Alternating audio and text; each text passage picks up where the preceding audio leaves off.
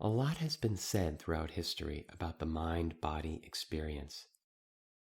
Many talented healers, researchers, mental and medical health practitioners, and spiritual teachers have put their unique touches on the now well-worn, but still heavily doubted experience. With each day, new cutting-edge research continues to showcase the truth of non-structural origins of pain, fatigue, and sickness symptoms. However, rarely has it been the case that a sufferer is able to fully take in this information and move through their experience.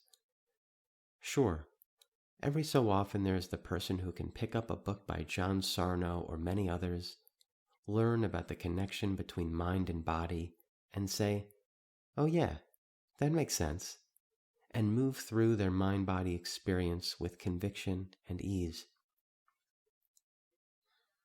For others, a well-written book or an accessible podcast or video may have opened your eyes to the possibility that your mind-body experience is not a chronic, structural, or medical issue, but it likely hasn't yet transformed your life in the way you are hoping for.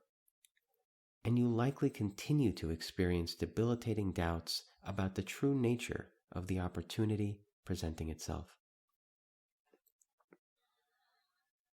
This is because you have a truth that is true only for you, and it must be discovered by you.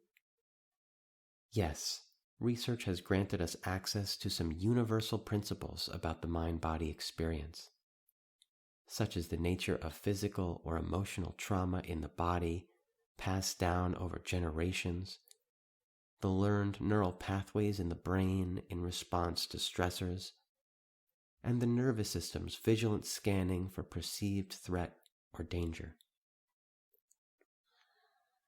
However, the way that your particular mind is shaped requires an access code based on an experience all your own in order to realize your truth.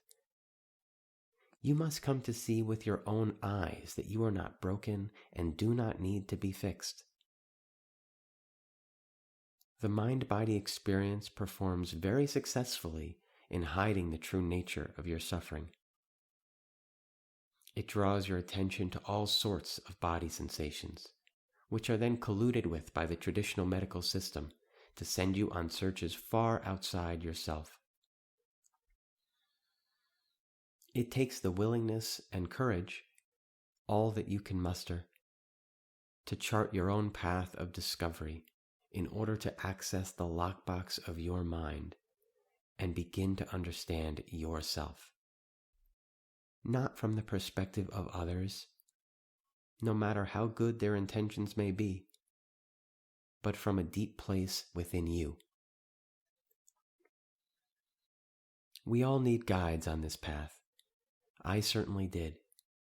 But the guides, whether they be therapists or doctors or shamans, I have met with them all, can only show you glimpses into the potential you possess.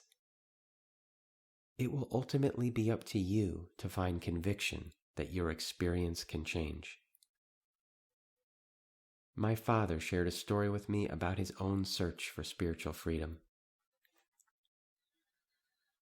On a retreat with a famous spiritual teacher, one fellow seeker asked why they should continue seeking if enlightenment came from acceptance of your experience. The spiritual teacher responded, "Why would you stop seeking until you have found what you are looking for?"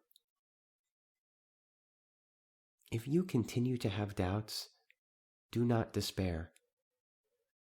The path to discovery is always open to you in each moment.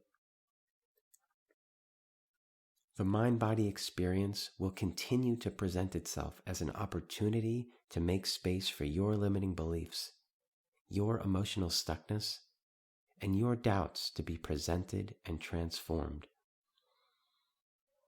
It may not be a pleasant experience, but it is a vital and life-changing one.